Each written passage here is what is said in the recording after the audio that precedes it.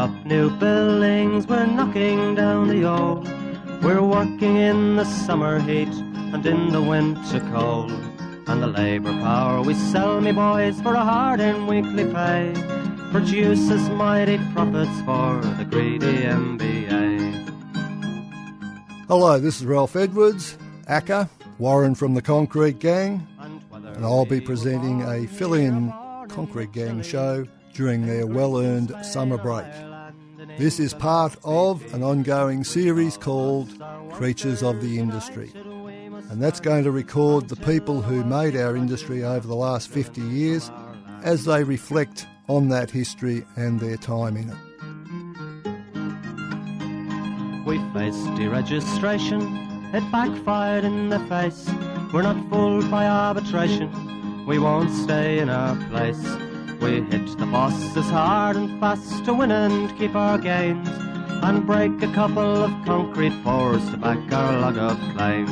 So keep your powder dry and hold your head up high. It's class to class and face to face, our limit is the sky.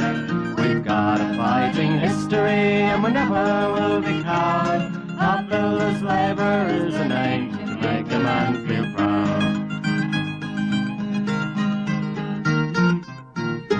G'day, this is the latest edition of COTI, Creatures of the Industry, and today's guest, McDonald. Previously, a Secretary of the FEDFA, Federal President of the FEDFA, and a long-time activist not only in the union movement but also in political affairs. G'day Malcolm, how are you? Oh, very well, thank you.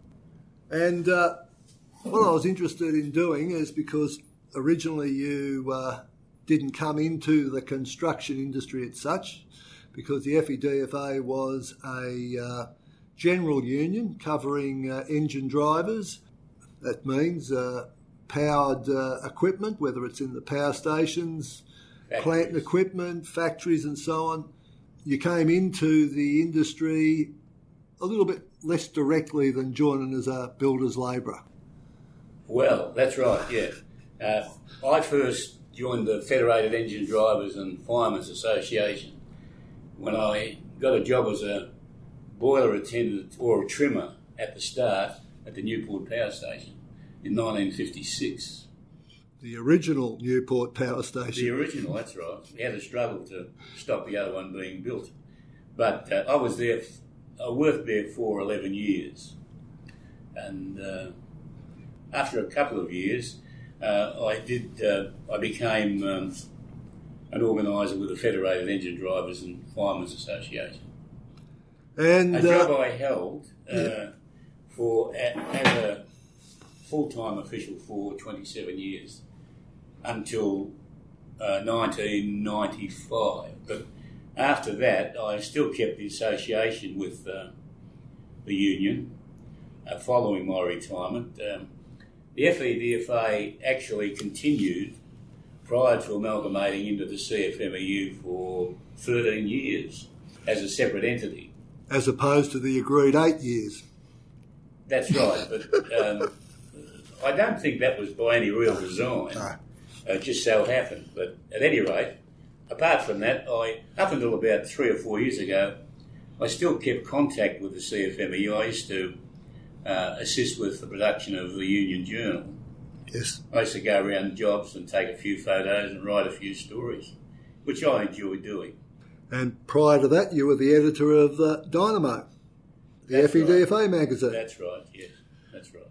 And when you first came into employment in Newport, unions in those days would have been a lot different from what they are now.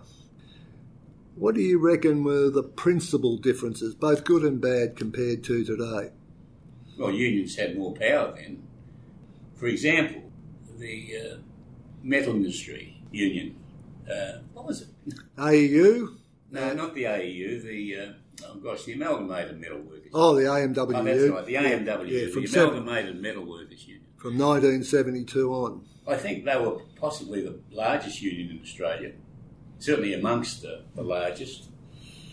But now they're a fairly small union, because this is the story of Australian unionism to a large degree.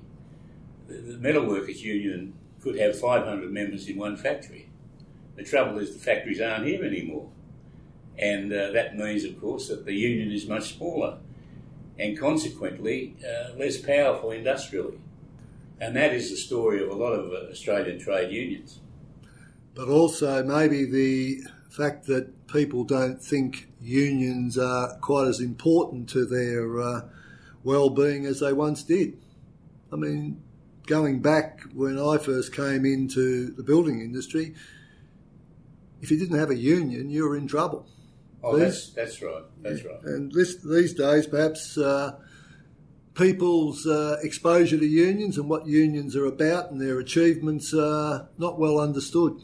I think, though, the main reason for, well, I think there's only about 14% of the workforce now in unions.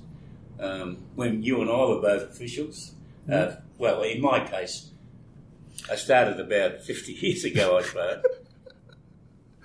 We had industry in Australia. Yep. We had industry. That's no longer here. No. And the opportunity to be in a union is no longer there in a way because the jobs aren't there. Yes. That I think now, for example, there's been another very important development in Australian unionism because of wage fixation and the method of wage fixation.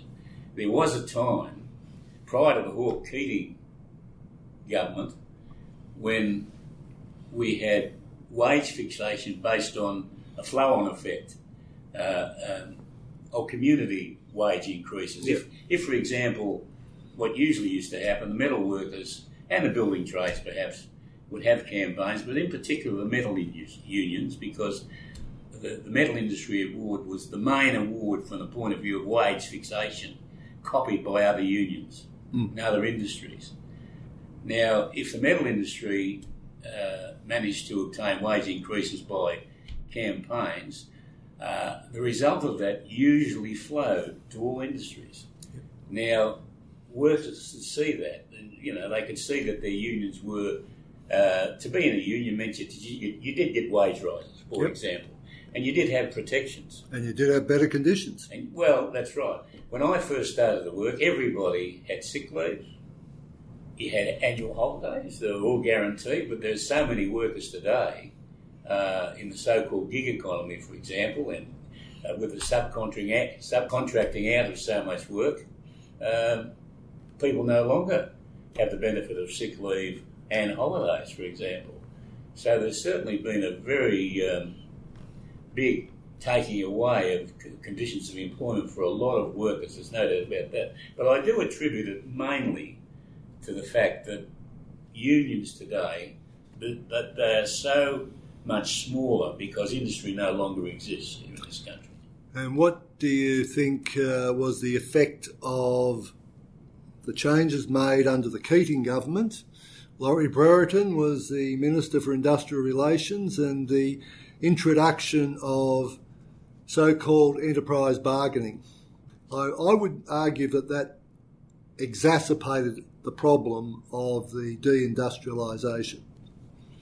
It's much harder to organise factory by factory, workplace by workplace, as opposed to having an industry campaign. In the old days, everything was industry-wide campaigns.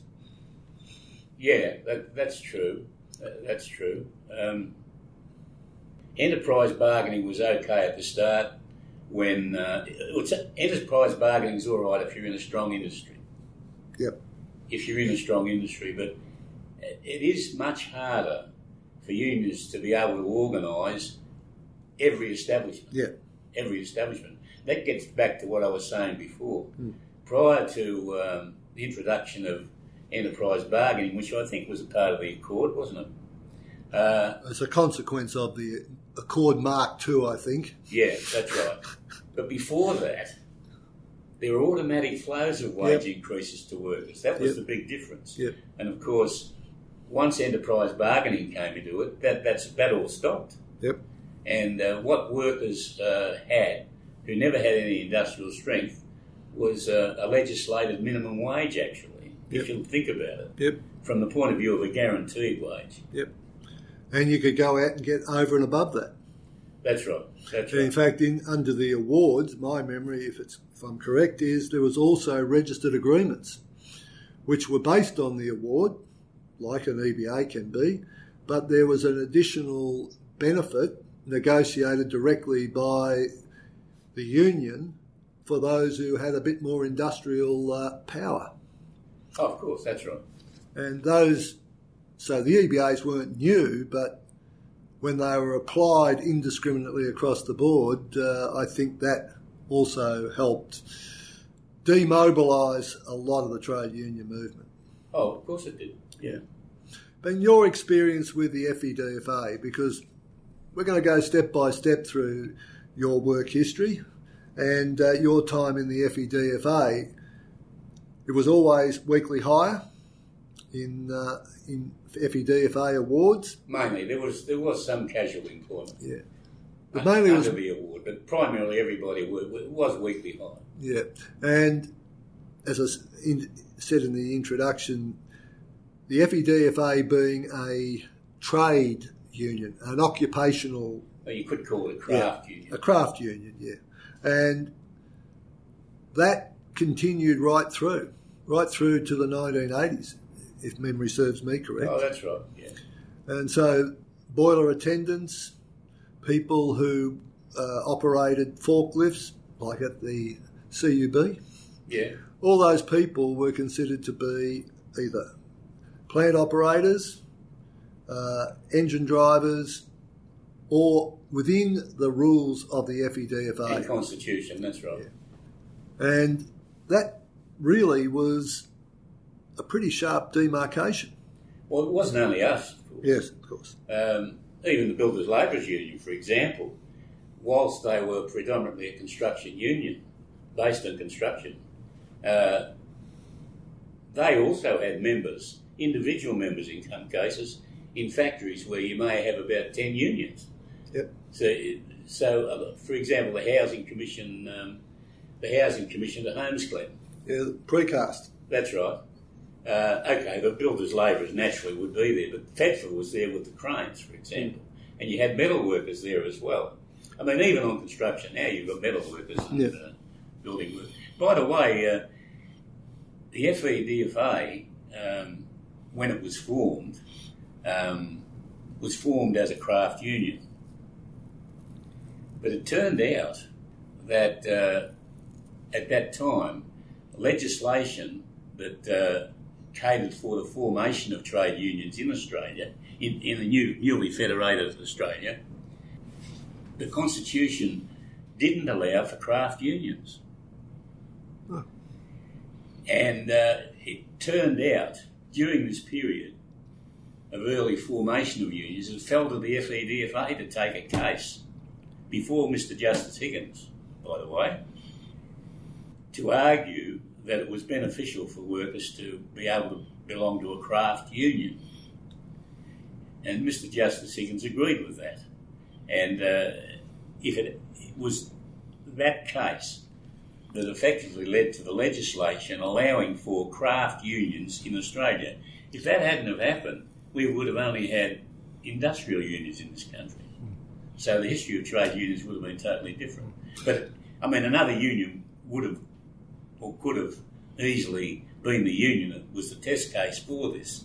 But it so happened it was the FEDFA.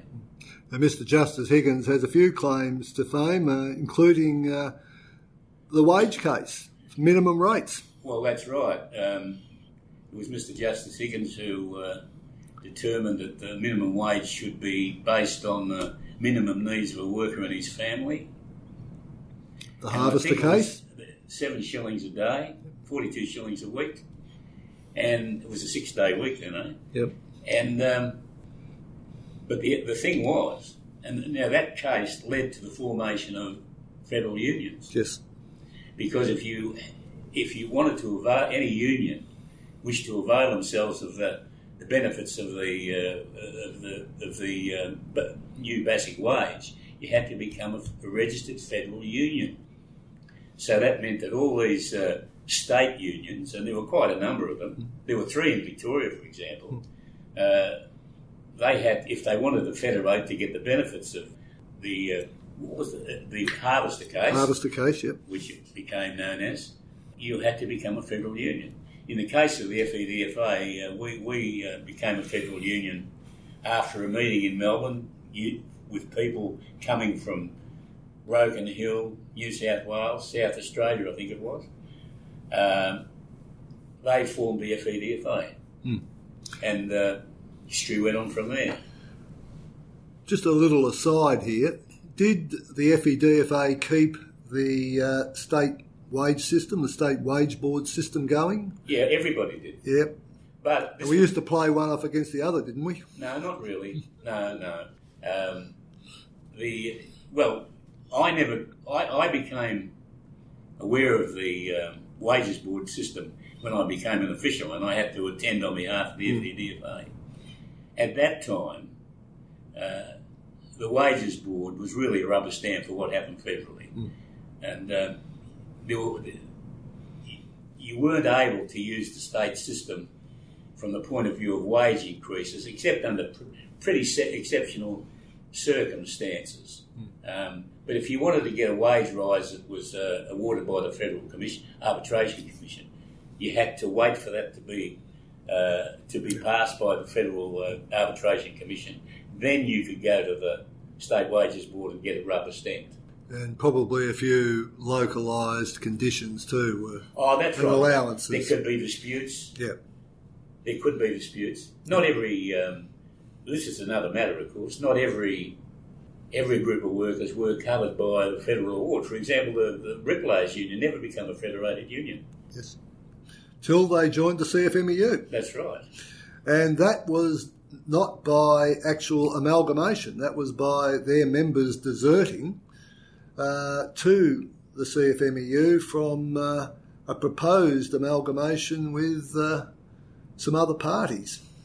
That's right. They did form another union, didn't they? Yes, they did. That's right. And they were looking at entering a relationship with the AWU. I don't recall that aspect of it so much, but yes, they did form another union. Yes. Yeah, and as you say, the situation was that eventually everybody saw the need to desert that union. Yep. And join the FEDFA, join the CFMEU. Yep. That's right. In fact, the Bricklayers Union had a building next to the FEDFA office in Barry Street. That's right. We should have bought that. We could have too. They went broke. That's anyway. Right. That's because that's interesting, isn't it? Yes. Yeah, they went broke because they went into a new building. Yes. And they couldn't pay for it. Yes, and it was a precast building with bricks stuck on it. That's right. Basically. Yeah. It'd be worth a lot of money today, Rob. Yes, indeed. Now, just getting back, because I've allowed you to digress a little bit from your history with the FEDFA. When you first became an official, an organiser of the FEDFA, what was the area, geographic area, or employment areas that you covered? I was like most union officials in a craft union. We're only a fairly small union, by the way. You know, we never had that large a membership. Our biggest membership was in the SEC, but I worked everywhere. We had some members on construction. We had all the mechanical equipment in the SEC, for example. We had all members. We had cranes on Latrobe Valley Construction, whereas we didn't have in the city, but we did there. But I worked every 3 months. We used to do what we call quarterly calls. We had to go and visit all the factories where we had border attendants. That used to take about 3 weeks. All over Victoria, if I remember. Yeah, that's right. All over Victoria. SEC in the Latrobe Valley. Port of Geelong? Port of Geelong, that's right. We used to do the country runs, as you say, all over Victoria. But the Port of Geelong, we had crane drivers on the wharf there. And we also had an important group of workers on the Melbourne waterfront with the Melbourne Harbour Trust. I must say, I really enjoyed working with them. And may I just digress slightly again? Of course. One of my happiest moments, but the happiness wasn't allowed to continue forever. It was at the time, of course, when unions were starting to lose members because of technology, and on the wharf, of course, containerisation. Mm. Now, we had all the crane drivers, all the wharf crane drivers. At any rate, the Melbourne Harbour Trust, with containerisation, of course, they had the big new cranes, overhead cranes, Portainer cranes, they called them. And the Harbour Trust bought one down at Webb Dock. Yep. And, of course, we wanted to man that crane because we were the crane driving. We covered all the cranes and had done for 40 years with the Melbourne Harbour Trust. But the Melbourne Harbour Trust wanted the crane to be manned by the wharfies. Yep. They had everything else. Yep. And they had everything else arbitrated to them as well in previous arbitration. Anyway, we had a bit of a dispute about it, and we eventually had to go to the court about it. We went to the Arbitration Commission, and we won the case. And the reason we won the case was because in previous cases that awarded coverage to Portainer cranes and other work to the Waterside Workers Federation was because it was in accordance with the employer's wishes. Now, prior to us agreeing to go and take a case, the Harbour Trust didn't think we were going to win the case. And they did agree to say that they wanted us to cover the crane. So anyway, we did argue successfully that because the Harbour Trust, as the employer, wanted us to cover the crane, and in accordance with all previous decisions, including made by Sir John Moore, who was hearing our case, we felt that it would have been contradictory for us not to get the crane. Anyway, when the decision was handed down, I'll never forget the look of shock. Well, I reckon we were shocked as well. But the Waterside Workers Federation representative was more shocked than we were. And the irony is that all these years later... Well, the irony of that was, there was the wharf... if you let me just finish. Sorry. The wharfies refused to man the crane once we started to operate it. So it finished up going before the ACTU, and it turned out that we got 50-50 membership. The Waterside Workers had 50% of the crane drivers, and Fedfor had the other 50%. The problem is that we had one and they had one, as it turned out. Yeah. It turned out though that our bloke defected to the he defected to the Waterside Workers Federation. But that really was a good lesson for me. I've been involved in many demarcation disputes, and look, you very seldom really win them, you know. That's very costly, true. Very costly. But I was going to say before, so he rudely interrupted you, Malcolm, right, that the irony of it all at the end is the CFMEU is now the CFMMEU because we've amalgamated with the wharfies. Well, that goes back to what we were talking about before. Yes. You know, the membership of unions has fallen to such a low level that even a union like the Waterside Workers Federation, which fought like hell to get every bit of work on the waterfront, and they did that successfully. Yep. They also, because of technology, they haven't. Because of technology, they haven't enough members to didn't have enough members to run a separate union. Yep. So they needed to amalgamate. And not only did they gobble up the wharf crane operators, but they also, at the Port of Melbourne, gobbled up the tradesmen and labourers who did the work on the wharfs, the piling, the decks, all that stuff. That was taken over by the MUA, and they took over the plumbers. They took over, in fact, one of the plumbers, they took over, Kevin Bracken, ended up the secretary of the MUA in Victoria. I'd forgotten about that. We had engine drivers on refrigeration on the wharf, yes, and they all joined the Waterside Workers Federation as well. Yep.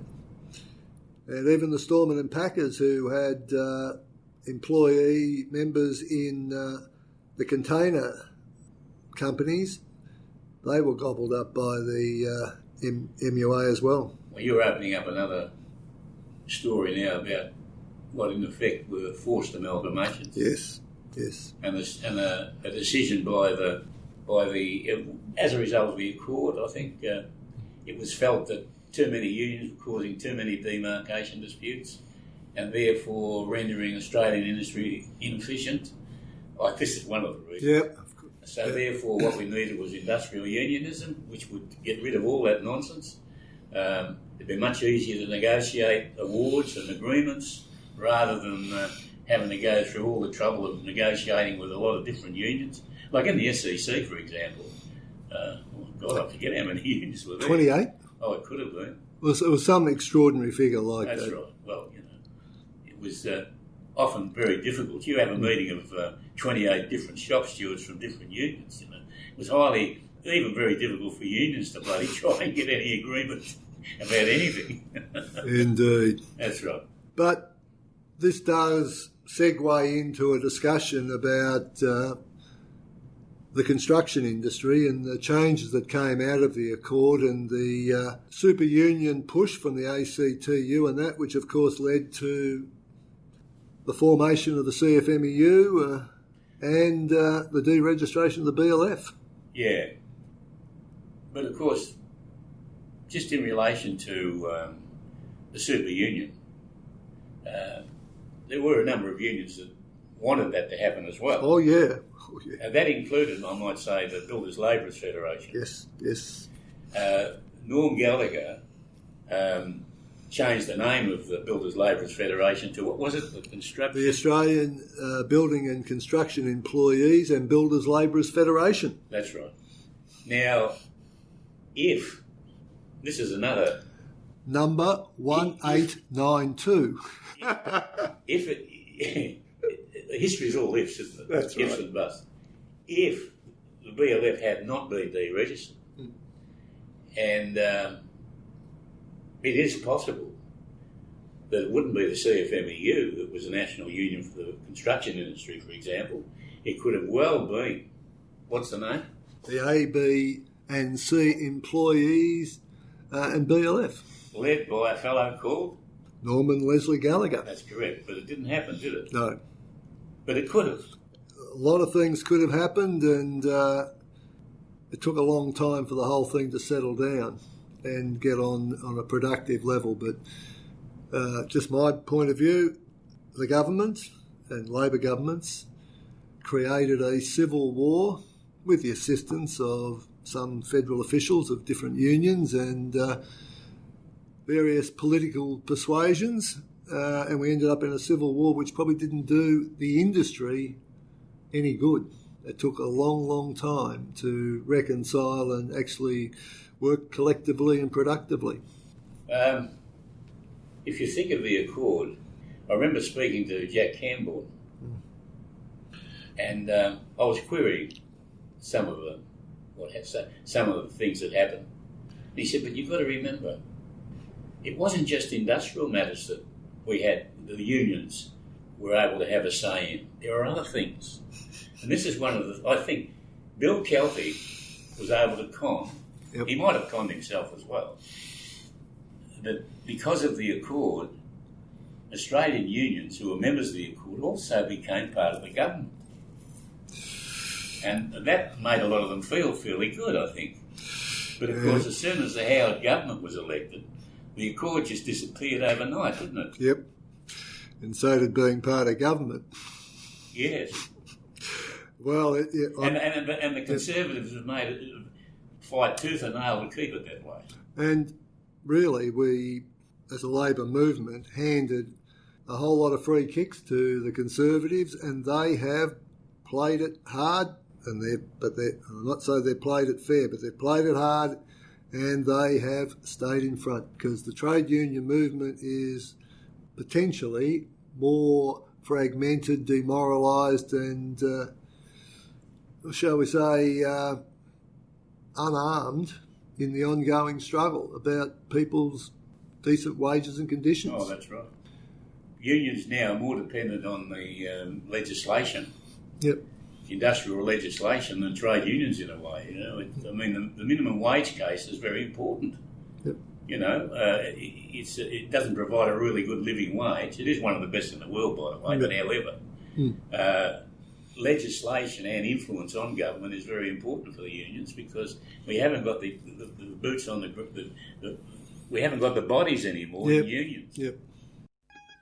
Okay, I'm Ralph Edwards, and I'm presenting Creatures of the Industry, a fill-in show during the Concrete Gang's well-earned summer break. But just to go back to your time, you were the secretary of the FEDFA Victorian branch. That's right. Right up to the deregistration of the BLF. In that period, there was a lot of disputes, and maybe we'd just like to talk about that, because there was a heap of things going on in the industry, and also... Which you're talking about construction, but also there was a hell of a lot going on in, as you referred to, in demarcation disputes, and a whole lot of industrial disputes around superannuation, around breaking the wage freeze in the early 1980s. All this was happening at the same time, and you were in a position where, as a secretary of the union, you were daily involved in all this stuff. Well, the other thing was it was a period of militancy, wasn't it? Oh. A turning point which led to increased militancy was the Clary O'Shea case. Oh, yeah. Prior to that, unions who engaged in industrial action regularly received very hefty fines. Yeah. And, of course, that often stopped action taking place. Well, what happened was in 1969, from memory. Yep, that's right. That was slightly just before I became an official with FEDFA. Clary O'Shea, who was the secretary of the Tramways Union in Victoria, refused to pay a fine or fines, and he was put in jail. He hid all the union's money too, I might add. Took it out of the bank and hid it. He refused to pay the fine, and he was put in jail. Now that led to, it started in Victoria, that led to a number of, a lot of industrial disputation. I know in the power industry, we had a 3-hour power stoppage, for example, in FEDFA. And we stopped along with other unions and supported industrial action. The result was that Clary O'Shea was... somebody paid Clary O'Shea's fine or something. The boss. A boss, was it? Yeah. Somebody paid the fine, let him out of jail, and after that, the unions were not fined anymore for some time in relation to industrial disputation, and that led to an increase in militancy. Yep. And industrial disputation right throughout industry in Australia. And the Whitlam government was elected in 1972 and introduced 4 weeks annual leave loading, by legislation and by a case before the commission. I think that was established, though, on the job first, particularly in the metal trade. Yeah, that's right. But the metal trades have to be given a lot of credit for what they do. Oh, sensational. Because it comes back, of course, to the question of wage fixation. The metal trades award was the main award that was used for wage fixation by other industries. Yep. The example said in the metal trades, if the metal trades got something, it usually flowed. And that was, community way of getting wage increases in other unions that didn't have any real industrial strength. But I was just referring to Clyde Cameron was the Minister for Industrial Relations, an ex-union official, an ex-shearer here in South Australia, and he was able to intervene under the legislation in the matters before the Commission, and he intervened on behalf of unions. So the Commission had a couple of people arguing against them in terms of both the union and the federal government at the time. And when Whitlam was sacked, personally, and as a government in 1975, was another outburst of activity too. A lot of disputes in those days. Yeah. I remember going to see Bill Landau when the government was sacked. Yeah, Bill was, of course, the secretary of the Storemen and Packers Union. Yeah, and I said to him, look, don't you think we ought to, they've stopped supply, don't you think we ought to do the same thing? And he was in agreement. And in my presence, he got on the phone to Bob Hawke, who was then the president of the ACT. He wasn't in Parliament, but Bob Hawke stopped that happening. I remember 2 days after Whitlam was sacked on the 11th of November 1975, there was a rally by construction unions and some other unions in the city square in the centre of Melbourne, next to the town hall, and Bob Hawke came down and told everyone to cool it, when in fact we had mobilised huge numbers of people. There was a national strike, all sorts of things, and he came down and told us to cool it. Effectively, he did stop any real big outbreak of industrial action against the sacking of the Whitlam government. Now, was that for personal reasons, where he felt that, from his point of view, it would enable him to get in, once he got into Parliament, which was his ambition, to enable him to eventually become Prime Minister? We'll never know that, but there are some people that suggest that's possible. And maybe something to do with his CIA training at Harvard, but we won't go into that either. Yeah, I see there's a story about that, yeah. Yes. But not only about him. Not only about him. No, not only about him. But after that, there was a resurgence of militancy when the Fraser government introduced the wage freeze. Yeah. And there was, my memory, a huge campaign by most federal unions across Australia to break out of those. In particular, metal trades. Yep. But I'm not sure, I don't remember about the building industry, and I'm sure they were participating too. But all these things occurred in an economic downturn in the early 80s, and at the same time we were having a red-hot go at massive wage increases, shorter hours, superannuation. And it was a popularly supported campaign. There was also a wages freeze, if you remember. Yeah, that's what I'm saying. Yeah. And that was a period of during that period, I think the best run industrial campaign I've ever been associated with was the winning of a 35-hour week at the Altona complex, and that led to roster days off right throughout the Australian industry. Yep. We got the 38-hour week as a national standard. That's correct. Written into every award. That's right. But the militants got the 35. But but they got the 35, but that did also lead to the 38, and which included a roster day off. But that's an example of how before the Accord and before the abandonment of industry-wide wage flows to all industry. Yep.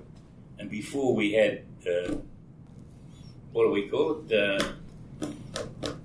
Bargaining. Oh, enterprise bargaining. Yeah. Before we had enterprise bargaining. That's how, if one section of industry got something, it could flow. Yep. We got sold a pup.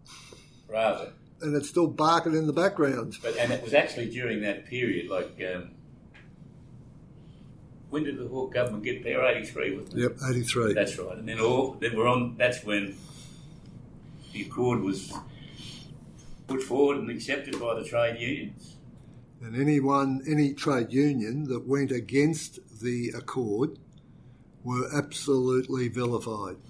Well, that raises the point of the pilot strike, doesn't it? The pilot strike, and the federal Labor government intervened against the pilots by putting the Air Force in to basically provide the air services. And what about the ACTU itself? Yep. Now, when you think of it, look, in my opinion, the pilots weren't led very well. No.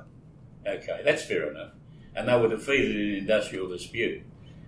But we always demand that, okay, workers, they go on strike, they can always go back to work. Yep. But the ACTU agreed with the Hawke government that the pilots who went on strike were not allowed to come back into the industry. Yeah. They blacklisted people. Yes, and they had to go overseas for jobs. Yep.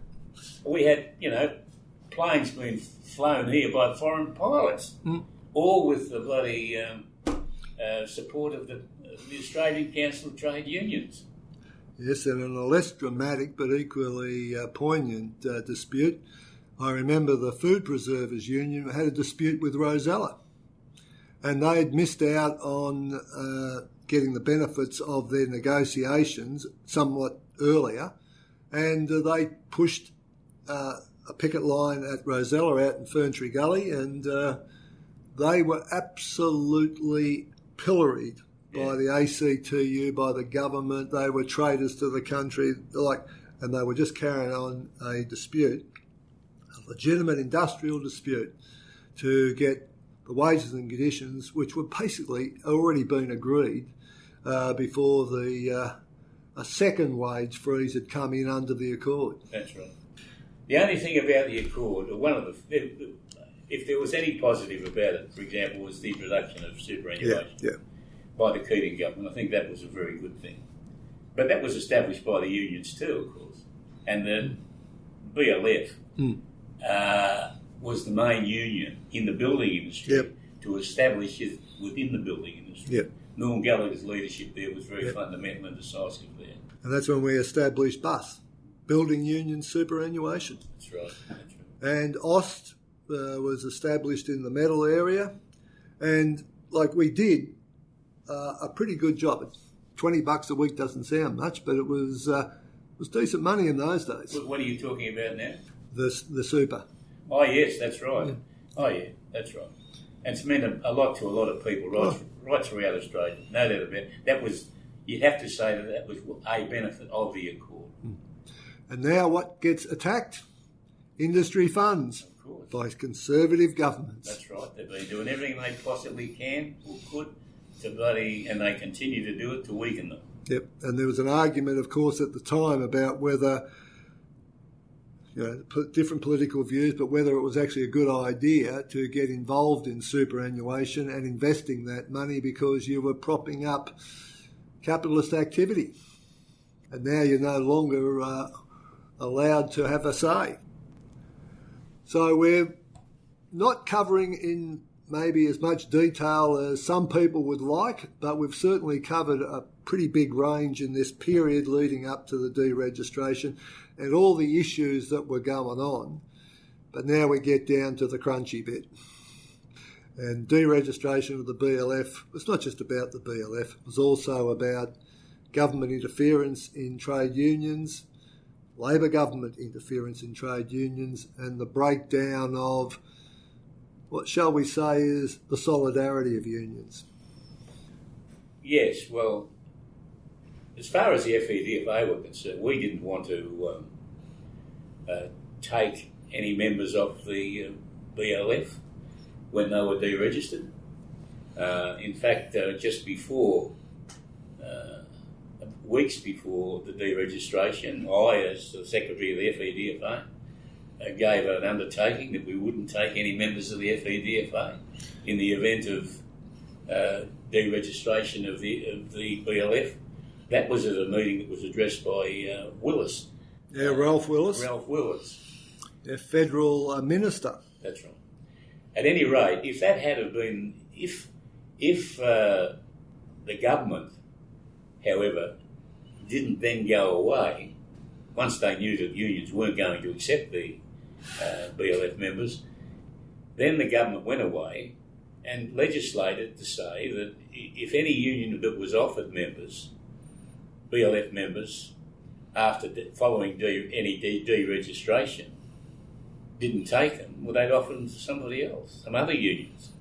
Now, we were then faced with a situation, well, if we didn't take them, a strong possibility would be a union like the FIME, the Ironworkers Union, or the AWU, if they were offered the members, they would take them. Now, we weren't prepared to let that happen. At any rate, to my embarrassment, prior to all this happening, I went on 3CR and said that under no circumstances will the FEDFA take members of the BLF if the union was deregistered. At any rate, we did take them for circumstances that I've tried to explain. And to my embarrassment, the concrete gang, which you know all about, Ralph, the Builders Labourers program on 3CR, which was regularly there on a Sunday morning, replayed my speech and said that the FEDFA would not take any members of the BLF if the union was deregistered. And I might add, we've still got a copy of it. Yeah. The only thing is, as we were discussing, prior to coming on air, so to speak, if the FEDFA and other unions, like even the plumbers, they took members of the Builders Yes, Labourers they did. when they were deregistered. If they hadn't have taken them, those members would not be in the CFMEU today. Correct. Because the FEDFA, for example, later did amalgamate into the CFMEU. And the members that we had, or we got from the Builders Labourers Federation, were then amalgamated into the CFMEU Construction Division. That's absolutely correct. But one aspect that maybe you'd like to comment on is what was happening in Victoria in the lead up to deregistration and then the derecognition, which led to the split up of members. There was a different relationship in Victoria because people on a personal level had politically and industrially worked together for a long time, as opposed to what I would see as a very different agenda at the federal levels of most unions. The federal level of the BWIU hated the Builders Labourers Federation. And even the Federal Secretary of the FEDFA, my old mate Jack Camborne, they had their agendas too. And that really did add another layer to it, which made life difficult. Yes, yeah, that's true. You need, of course, go into what happened. Well, why was the BLF deregistered? I mean, certainly they were a very militant union, but unfortunately, Norm Gallagher had legal problems, which he effectively allowed to influence his decision-making in relation to the fact that the union could be deregistered. And it's my personal view that if Norm Gallagher had placed the union's interests above his own, he would have departed the leadership of the union, still had influence, fair enough, but that's one area where the BLF could have been saved from deregistration, or if they were deregistered, I believe that other unions would not have been put in a position of needing to take the membership. So Norm has a role to play in that. But on the other hand, there is the question of the one big union in the construction industry.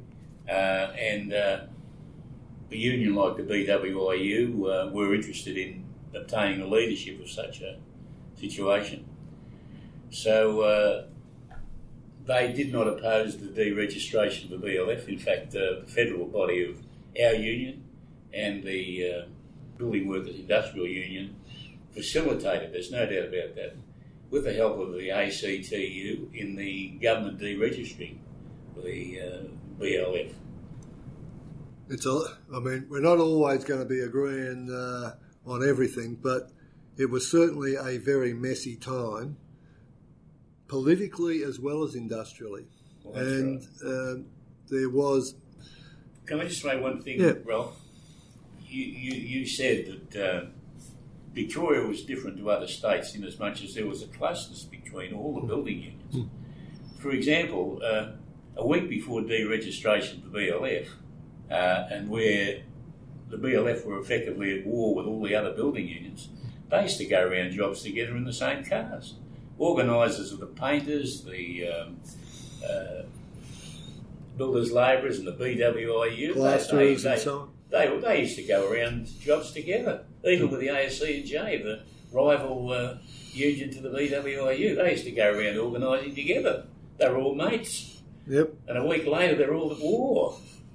And I remember that about the first night of the deregistration, we had a meeting at the BWIU, and that point was made.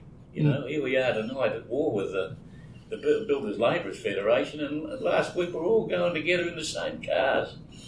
And you had some of the organisers of the BWI calling the coppers on Builders Labourers blokes who were trying to fight back if they could. It wasn't a good situation at all, and highly unnatural. And it was something that was sort of forced. We had no say in this all happening in the first place. But it could be argued we shouldn't have gone on with it. But however, I've tried to explain why we did accept members from the Builders Labourers Federation. I mean, it's all done and dusted now, and we're amalgamated into one big construction union, but there's a lot of time lost in that civil war, which took a long time to make up, and employers still, some of them still dream of how demoralised building workers were in the late 80s and early 90s, but other employers say it just stuffed their businesses. Oh, that's right. Of course, the other thing, you had even Miltons like yourself, Rob, who spent time, rather than fighting the boss, so to speak, you were fighting the BWIU or even the FEDFA. You know, that was one of the effects of forcing people. Yeah. And that's another thing, of course. Yeah. You know, as a result of, in the case of the FEDFA, we got riggers and crane drivers who were formerly members of the BLF. A lot of them were, well, certainly a number of them, were angry about it being put in that position, and they weren't trying to assist the FEDFA. They were fighting against them, effectively, and you would be included in that. Oh, yes. Now, that was understandable. Yep. I'm not complaining about that. No. But it shows you, though, you had militancy, in a way, it's being used up in the wrong directions, if you like, you know. But however, all that was eventually overcome. Yeah, I mean... By the way, just to pat ourselves on the back to a degree, I think that the FEDFA handled the transfer of membership to the FEDFA fairly well. We did get through it, and we did get acceptance, I believe. Maybe not by everybody, but I think that we did, manage to get acceptance from the membership that were formerly BLF blokes that, well, okay, they mightn't have been happy, but at least now they're in the FEDFA and they accepted that position without any real hostility. Whereas the BWIU never achieved that to quite the same extent that we did. But in 1989, only one union got a vote on the amalgamation of the BWIU and the FEDFA. That was FEDFA, was it? FEDFA. And in Victoria, and I'm happy to say I played my part, we actually beat the proposal, and in Queensland we beat the proposal. And as a consequence, the amalgamation of the two unions was actually delayed. That's right. And it wasn't till the economic downturn of the early 90s when employment disappeared for a lot of people and people were not working in the industry that the amalgamation finally got up. I don't think that was the real reason, though. No, right? but... the politics had come into it, time had passed. Yeah. The BLF, for example, eventually came in. I mean, who would have ever thought that John Cummins, who was the main opponent of... he was the one that was most active in fighting against deregistration of the BLF as a single official. Yep. And he was the most prominent. Yes. He eventually became state president of the CFMEU, which included all the building unions that have amalgamated. So there you are. But there was a process that took place, Ralph. Yep. Even you, Ralph, who was an opponent of the FEDFA, for example, during amalgamation. Understandably, I've got no worries about that, but even you became an official of the CFMEU. Yep. So, nobody, at the time of deregistration of the BLF, and the bloody war that erupted on sites about all that, and the stand taken by blokes like Johnny Cummins and yourself. Who could have foreseen the fact that you would become the president of the CFMEU, or Johnny Cummins would have been the president of the CFMEU, and that you'd be amalgamating with the very people that you'd previously been at war with? Industrial. Another fine mess that Johnny Cummins got me into. There you go. No, but it shows how things develop. But things changed, and one night changed everything. That was the night that the BLF meeting basically sacked Norm Gallagher and replaced him with Johnny Cummins. He was opposing any... He was opposing anything, yeah.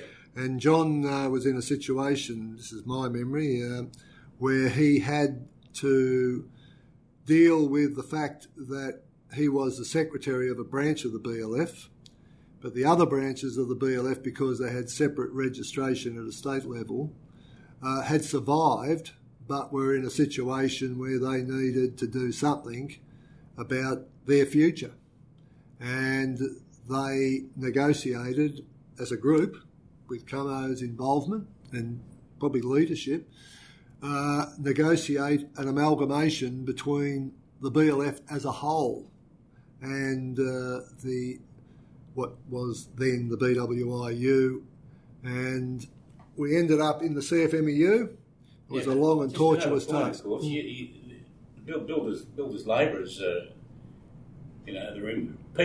the former builders' labourers reached that conclusion, as perhaps surprisingly did the leadership of the former BWIU. Blokes like Clancy, even. Was he alive then? No, he'd gone. Yep. But Sharky. Sharky. Yeah. There's an old sparring partner. But again, that's something that really does need analysis and a step-by-step look at it. Yeah. Well, if it hadn't happened, I reckon we would have had the 36-hour week in the building industry by the late 80s.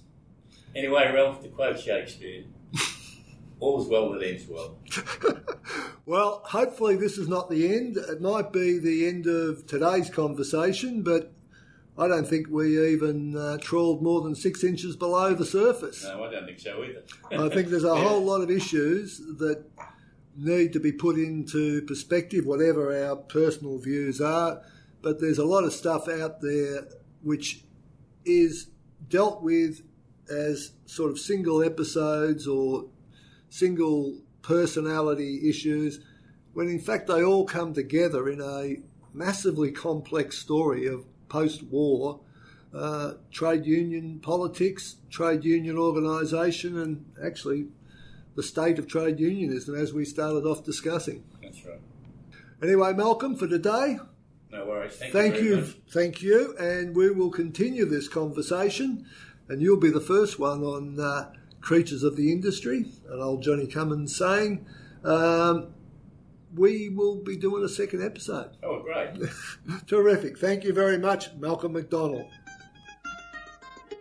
You have been listening to Creatures of the Industry, the Concrete Gang's fill-in show for this summer, and there will be more interviews to come over the following weeks and hopefully an ongoing series well into the future. Thank you for listening. For a hard and weekly pay produces mighty profits for the greedy MBA.